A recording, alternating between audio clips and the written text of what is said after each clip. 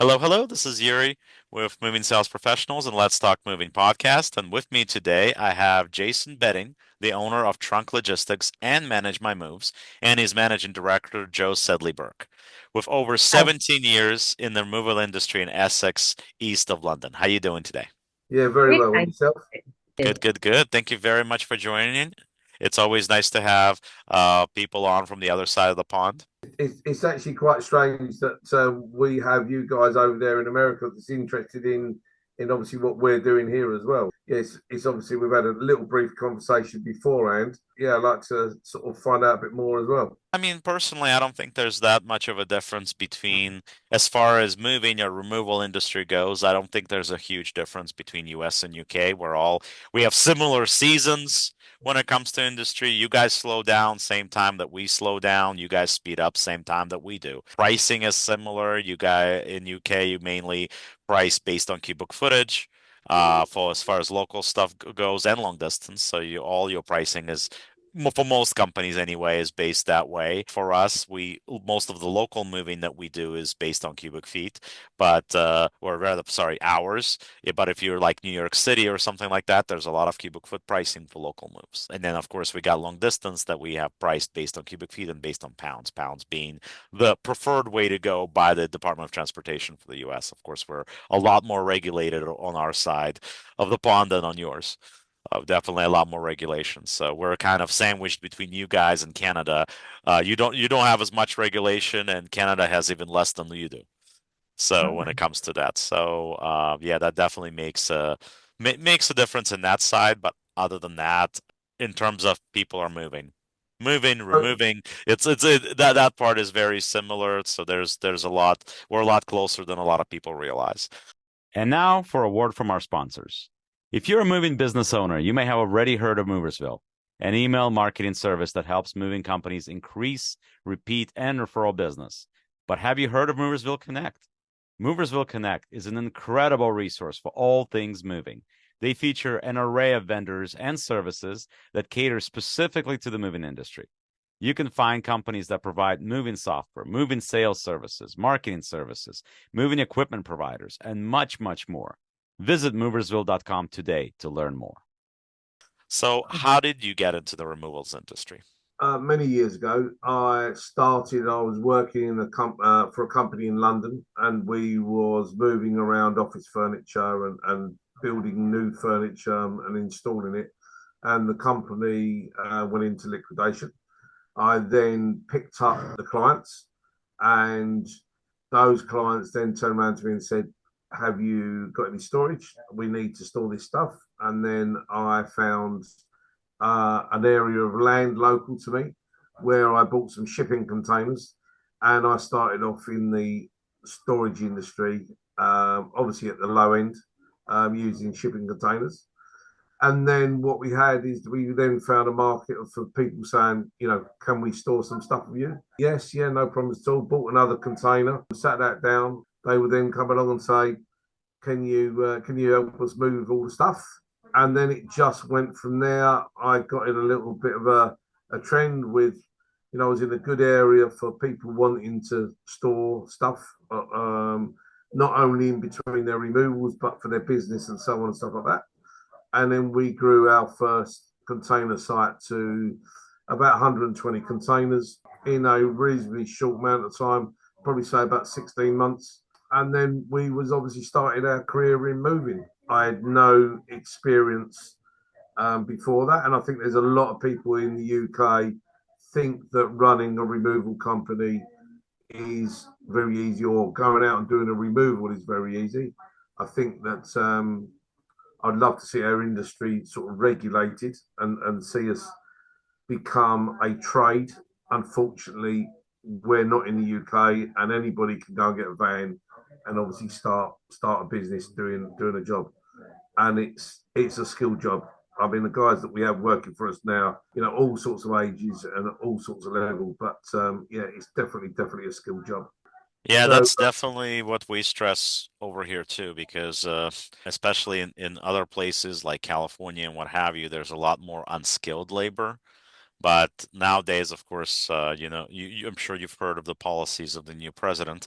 So there's going to be Yeah. a lot of unskilled people that are going to be getting kicked out of the country. So we'll see how that goes, but that's going to impact the industry, of course, because there are companies out there that only use unskilled labor to try to pose as skilled labor and charging lower prices that are undercutting those moving companies that have professional movers that are skilled, that do this every day. They're undercutting prices of those companies because, of course, those companies have more expenses because the skilled movers need to get paid properly. On top of that, we have requirements that neither UK or Canada has. Like in order for trucks to be on the road, you need to carry some sort of insurance or some sort of valuation. So on one side, you got to carry cargo. On the other side, you got to carry other insurances and what have you. And there's just a lot more requirements here in order to run a legit moving company. There's just a lot more that's required. When we are dealing with lower skilled labor and people buying these prices, that of course that's affecting industries of legit businesses that are trying to do a good job, trying to keep a brand, and of course brand is awareness is something that we very much promote here at Moving Sales Professionals because that's what we want. We want to work with legit companies that do a good job. Hi everyone, this is Jasdeep. Hi, this is Herleen. We are the proud owners of the Calgary franchise of Let's Get Moving. The main part of the business, which is sales, marketing, and advertising, he was gonna be the one controlling everything on the back end, and all we had to do was take care of the jobs that the sales team was booking for our location. They'll give you a proper training. Then they have a nice franchisee team. You can call them, you can send them an email, or you can text them. They'll be there to help you. You definitely need a really good team Right. in order for this business to succeed, and we were definitely blessed with amazing operation members, amazing movers, and pretty much even from day one, like we had an amazing team. Visit letsgetmovingusa.com, changing the moving world one move at a time. Now, starting in the removal industry with trunk logistics, what has led you more to the CRM tech side of things with Manage My Moves? I can remember sitting in my porter cabin when we was first starting. We must have been, a good 3 years, 4 years into the industry. I would have the phone used to be off the hook, and then I'd have a customer on the end of the phone, and it's a Mr. Smith, and I've got to find Mr. Smith's paperwork. And Mr. Smith's paperwork was in along another 200 bits of paperwork that's all been scribbled on, and we haven't got no control over, who do we phone next? We didn't know when their move was due and so on. And it was just a complete mess. We used to work with a paper diary. A couple of my sales guys didn't have particularly good handwriting. So they used to scribble stuff in the book. It used to get crossed out. Then we went to the old school of the whiteboard, and we was booking on jobs on the whiteboard. We had to the scale when we got really busy. I think our record removals that we done in 1 week was about 113 removals in a week, and it was just manic, and we wasn't organised, and it was just a nightmare. But we had a whiteboard that had week 1 and week 2 on it, and those whiteboards were something like about 7 foot long each. So we've got one wall with just whiteboards on. We used to duplicate men, we used to duplicate lorries. So it was just because it was just so busy. I said I can't cope with this. I went to the market and had a look what was there, and not a great deal that really floated my boat. And then I had a friend that was a computer programmer. I said to him, "Can you create me a small database?" And he went, "Yes, yeah, no problems at all." And I started. He left his job to come and work with me. We started the company in 2014, and we've been building it ever since. It's massively helped with just control over your business, and not only on the day-to-day running, but just like your vehicles, upkeep to your vehicles, your cash, and your diaries of how much work you got on each day and the values of those, and so on. So It's taken a long time to get where we are now, but it's been worth it. I still, what we have in the UK, I still think is nowhere near probably what you've got in the States. We, the companies that we have here really concentrate on the basics of how we sort of just control a vehicle and so on and stuff like that. And obviously the men. And we're trying to take it one step further now to be more salesy, to be putting sales funnels in there. We've got some AI technology which Joe will talk about in a minute. And I just really want to take it to the next level. And we are very close to getting there at the moment. We've got a lot of interest from bigger companies as well because they like what we've been doing. Hopefully, we will roll it out to other companies. We do it on a small scale at the moment. We don't really promote it. With the new stuff that we've got going on now, I think any removal company who is not using some form of tech CRM system is mad. You know, it allows you at the click of a button to see how much that you have booked that week, how your sales team are doing, or even if it's just yourself, a man and a van or a couple of vehicles that you've been having a load of sales in a postcode area and they don't work. You're not getting the right return on your investment on it. And we can show you how that's all reported. And so you start working smart and more like a business person than being a removal person. Right, and you got to focus on things like ROI and what have you. You got to look at those numbers, and on top of that, it's kind of the same thing as that, and it's the same thing in US.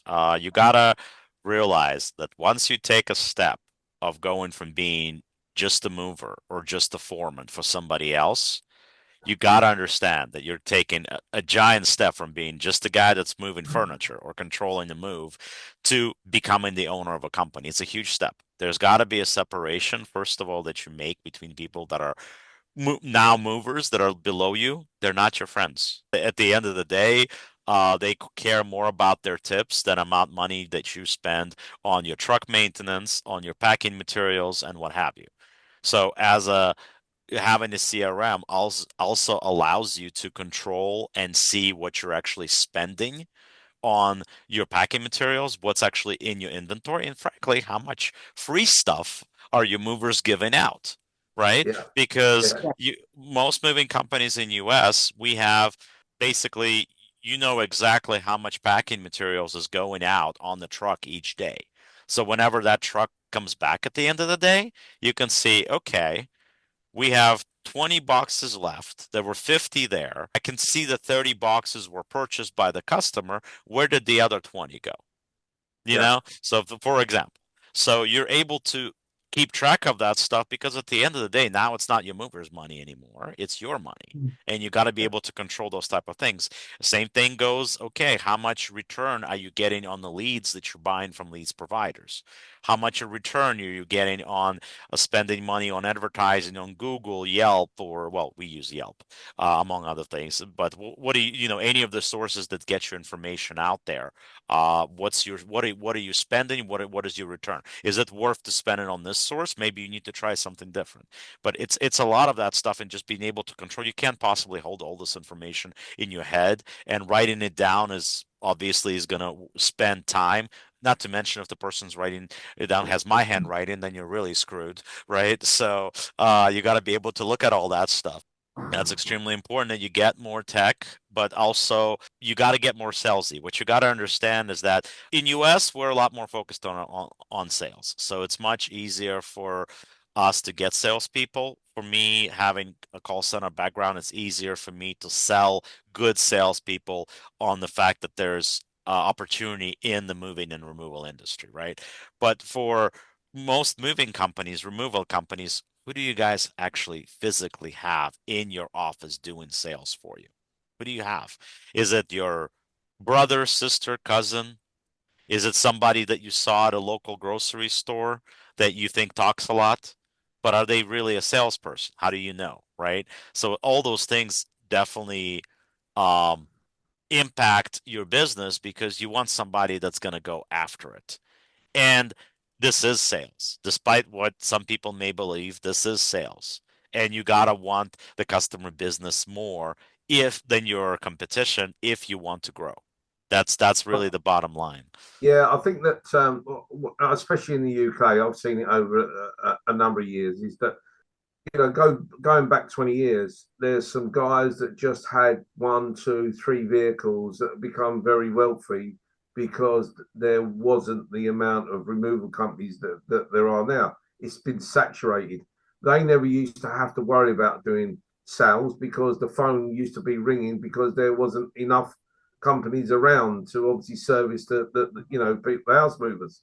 So they had a benefit, but now what's happened is that where the market has been saturated with removal companies and a lot of removal companies that are, as what we discussed earlier, that was just a couple of guys that got a van and obviously off they go and they think it's easy. They had it. I'm not saying they didn't have to work hard years back, but and obviously they all grafted for what they got now and so on. But today's market is completely different, and you've got to be on the ball and you've got to be looking at your sales and your techniques and obviously working out your data is king, and obviously finding that data. If you've done an advert in a local paper and you've had 10 responses from it because you've written it down in your CRM system, and then you work it out that the actual advert has cost you 5k, but you've only brought in 4. So you know that advert hasn't done no good for you. So at least you can base all of that on proper stats. The Managed by Moves program it's been really good. It's been a bit of a labour of love. It costs a lot of money to get where it needs to be, and you're always investing in it. As soon as you stop investing and stop improving, you then just go backwards. Then the packages and the system is no good. But Jo, I'd like to bring in, and Jo, if you could talk about where we are now with the system and what we're doing with it and who we used and so on. Thanks, Jason. I mean, I think listening to what you were both saying about the kind of in the nicest possible sense, the good old days, life was very transactional when it came to systems. You put something in and then you moved it to the next stage. And we're currently working with Innovate UK and Essex University to create a much more agile system. So it's not just about CRM, so customer relationship management, but it's also about enterprise resource planning. So that other side of the business, once you've done the sale, making sure that you are delivering it in the right way, you're getting best use of your team, your drivers, porters, your vehicles. We pay bonuses on good driving. So having a link into the system, into our vehicle tracking system, to know what our drivers are doing, how they're performing. It's a competitive world. We've got Trustpilot. We've got the ability for our customers to give feedback everywhere. Delivering excellent customer service is really important. And when I look at it, I mean, I've come from a software background as opposed to a moving background. And I see that the market is very dynamic, not just in a seasonal way, but as in which day of the week is busier for you, which Friday of the month or Thursday. We all talk about Thursday being the new Friday, but actually it is for removals for us. As a human being, we don't have the ability to digest all of that data. So we're using machine learning to take that data, analyze it, and say, well, actually, maybe you put your prices up on a Thursday in this postcode because this is your busiest postcode on this day. And you just, you give that information to the sales staff so they're able to price it dynamically. It's making a huge difference. Is that giving you a flavor for the new world that's coming at us? Right, and that's reality. Like, for example, one of the companies that's in US that has really been taking the moving market by storm the last few years has been Piece of Cake, which are based in New York City. They are, in my mind, is what they are is a savvy business, and they do fluctuate their pricing depending on busier days versus slower days, busier months versus slower months, and it varies. And you got to look at that as well because it's kind of one of the things that moving companies have always had an issue with. At what point, when do we raise our prices? When do we lower our prices so we can stay with the trend and not lose out on business? And some of the companies that hit it perfectly, they do well. They don't see a reduction in amount of jobs that they do. The companies that miss it by even a week can see repercussions almost immediately because they don't have as many jobs on their calendar, right? So Yeah. things like that make a big difference. One of the things that another thing is innovation and being creative with your moving company or with your strategy in general. Once again, bringing back Piece of Cake. Piece of Cake, as far as I know, is the first company that came up with first of all, they have a pink truck, which draws attention. And second of all, being in New York City with skyscrapers and what have you, they were the first ones, as far as I know, that put the name of the company, their logo, their phone number on the top of the truck, not just on the side. So people sitting in their, New York City penthouse or sitting in their corner office somewhere in a big building in the middle of Manhattan could look down out their window and see a pink truck driving past the street with the phone number and the logo on the top. They were the Yeah. first, as far as I know, they were the first ones to do that, which I think is amazing and incredible. And I don't care what people like or not like Piece of Cake. To me, that shows creative mind and marketing strategy that, frankly, not a lot of people thought of. And that's creative. And you got to come up with things that are good for your city. So if you're living in a city, whether it's UK or US, that has big, tall buildings, maybe you need to take that strategy in your hands. Yeah, we've you can see our trucks a mile away. They've got gigantic elephants on them. So trunk logistics, hence the elephant's trunk. So Okay. you just see the great big elephant. I mean, one of the things just talking about that is about the logistics sector and removal sector learning from other industries. So if you think of other transport, the airlines, the trains, the bus companies, not so much the bus, but the airlines and the trains, they've got dynamic pricing. They always have had. Yeah. That's how they run their books. And it's crazy for us not to do the same. We've just not had the tools to be able to do it and to understand our own data.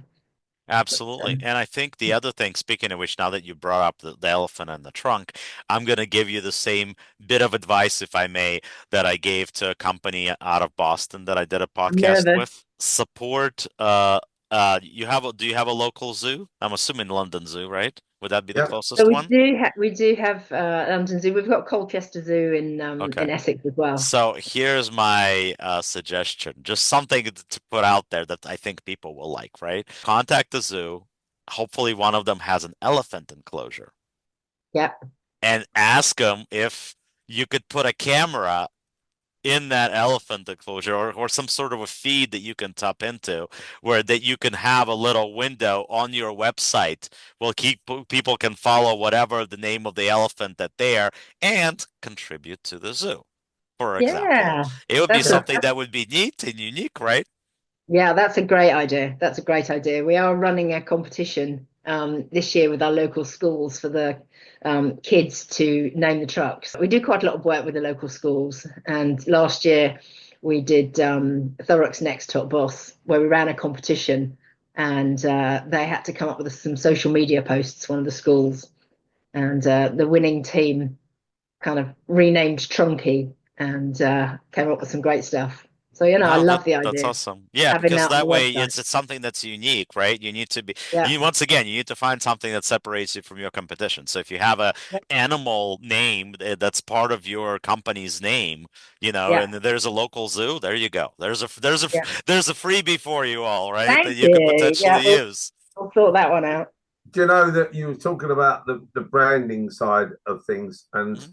there's a lot of companies now that so I'm looking for my sort of removal background, is that they don't put enough emphasizes on their branding, and obviously some people have some great looking trucks and stuff like that, but they don't carry it on throughout their business, and they if people was actually to spend more money on their branding and their social media, um, they would just get a load more work as well. We have a lot of trucks that are driving around in the which are old, which look rough, and when they turned up at a job, obviously it's not very nice to see. all your stuff going into a dirty old truck type thing, you know. So there's a bit of emphasis on that, is, you know, making sure your liveries are looking good and obviously clean and tidy, which is always good. It's the whole shop front, isn't it? I mean, it's customer service right from the very beginning, the sales process through to, you know, the actual move on the day. Every piece of the jigsaw has to be a good experience for the customer. So the uniforms, the trucks, the calling people back, the doing what you say you're going to do. Yeah, I also, the other thing for me as well is that you find that like in the removal industry, there's sort of, you know, 4 different levels where you have the man in the van, and I started off a man in the van, so I don't have no issues with them and what they're doing and so on. But they are at the cheaper end of the spectrum. For them to grow into the next level is like, you know, you need to employ one office staff, and it's a massive step for people to do that. But there's only a few. There's not many people in the industry that have taken it from like the bottom end and work all the way up to the top to get to the corporate side. And we are still struggling to get to that corporate side, and to be, you know, that 10 million plus is very difficult to get over, and to obviously get there from you know, having bigger warehouses and more crates and doing more removals and so on and stuff like that. You just can't do any of that without any form of control and without some CRM system. And it really needs to be bespoke to them as well, I feel. The difference between the UK and America is that, I don't know what it's like out there for you, but we have a small percentage of companies we may have 20% of companies that are over the 10 million mark. Then we have the biggest sector that is in between the 5 million, 6 million down to a million, which probably holds something 60-50%. And the rest of it is obviously made up under a million, is obviously the least, which was quite surprising for me. I don't know what that's like for you over in the US. Well, I think there's definitely lots of growth that's happening. There's no question about that. And do you feel like there's a big increase with new companies entering the market?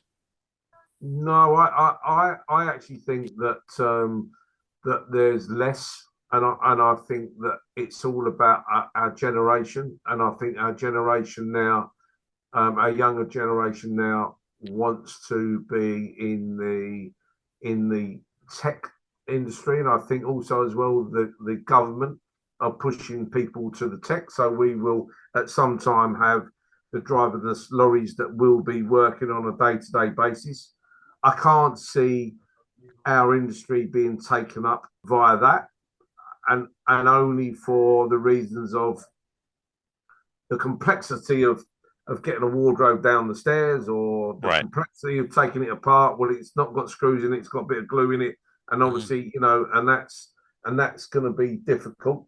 But if you've got a lorry and it's doing pallet work, it will drive itself into a warehouse. It will be loaded by a computer-driven fork truck, and it will be loaded on, and then he obviously goes off and so on. So they're pushing a lot of people into tech, and there's a lot of good innovation that's going on.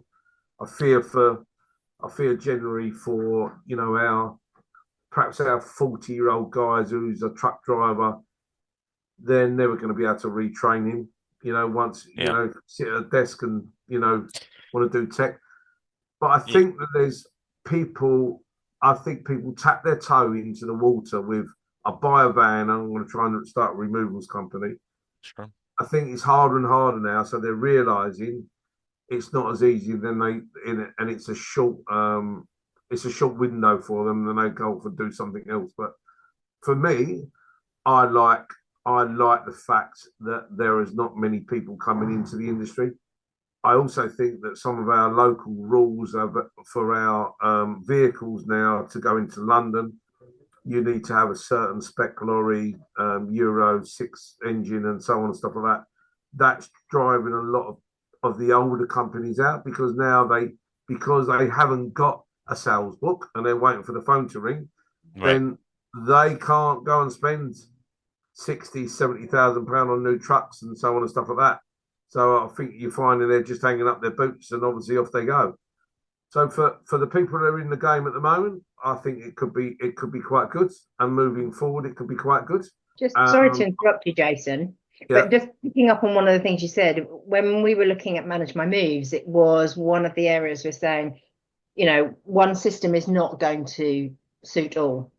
So actually, there's a kind of small owner managed business solution. There's a kind of the next size up where maybe 10 employees, and then a medium sized and an enterprise. And it comes with different features because there isn't huge amounts of money in the industry. The profit margin is tight and getting tighter, particularly with like the environmental stuff that Jason was mentioning. Right. So we decided to kind of offer 4 different levels of Manage My Moves. And I think that that's the right way to approach it because that's kind of you have different people that have different things. Somebody that just needs simple managing because they want to go step up from using a notebook, right? Yeah. And then somebody that's being able to afford a little bit more because they're growing and they're and whatever they're implementing is already working for them and they're looking to go farther and farther and farther. And it's the same thing with sales. Sales, once again, going back to that, sales in the removal industry in UK, from my experience so far with the removal companies that we worked with, and also with the company that they're competing with, is that the sales in the removal industry is not where it can be because most Definitely. companies don't have professional sales reps. Yeah. That's what we offer, right? But that's not something that you guys have in your industry, and it's something that you desperately need in your industry, especially for the companies that want to go to the top and go there quickly. Because frankly, one thing, I mean, your movers back up what your reputation has been built. They back up what the sales reps sell, right? Yeah. But they still need to be there to sell it, and they still need to know how to sell it. Yeah. And it's definitely a skill, just like doing a proper move is a skill. It's definitely a skilled labor. But sounds like you got a lot of things that are going for you that are definitely in the right direction. And we discussed CRMs earlier before jumping on this call with you guys. So you guys saw some of the things. So if you have a lot of that going already and you're headed in the right direction, which is great. So you guys can check this out. Listening to this podcast, we're going to make sure we have some links for you so you can check out both the trunk logistics and manage my moves, and you can take a look at that and see if manage your moves is a CRM for you. So you can check that out. Once again, guys, thank you very much for joining me on this podcast. And like I always say, the world moves on its own, so let the professionals move yours for you. Thank you very much for joining me, and we'll talk Yeah. to you all soon.